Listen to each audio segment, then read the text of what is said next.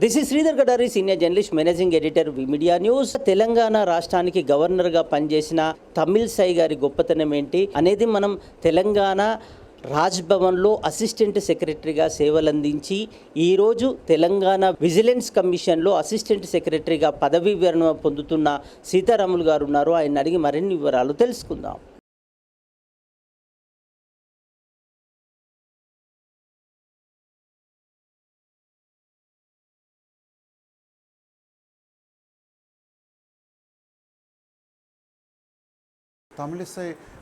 తమిళిసై సౌందరరాజన్ గారు, డాక్టర్ తమిళిసై సౌందరరాజన్ గారు చాలా ఇన్నోవేటివ్ థింకింగ్, చాలా క్రియేటివ్ థింకింగ్.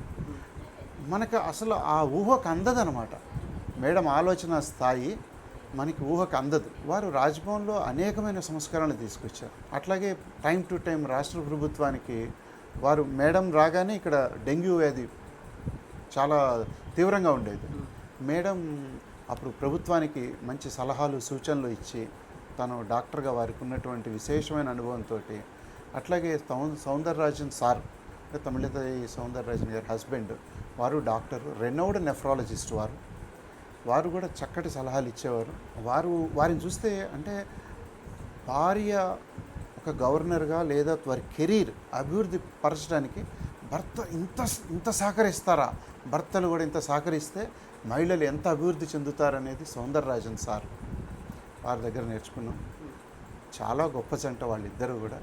వాళ్ళందరినీ ప్రేమగా చూసేవాళ్ళు, అందరితో చక్కగా పని తీసుకునేవాళ్ళు. రాష్ట్ర ప్రభుత్వానికి తర్వాత కరోనా టైంలో కూడా కరోనా మహమ్మారి ప్రపంచం అంతా కూడా ఎన్నో సమస్యలను సృష్టించినా కూడా అప్పుడు ఉన్నటువంటి ప్రభుత్వం తీసుకున్న చర్యలు కానివ్వండి, తర్వాత అప్పుడున్నటువంటి గవర్నర్ గారు తమిళిసై సౌందరరాజన్ గారు ఇచ్చిన సలహాలు సూచనలని ప్రభుత్వం అమలు చేయటం వలన మన దగ్గర మోర్టాలిటీ రేట్ చాలా తక్కువ ఉంది తెలంగాణ రాష్ట్రంలో.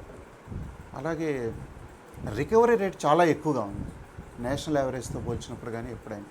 వీటన్నిటికీ కూడా గవర్నర్ గారి సలహా ఇచ్చినట్టు.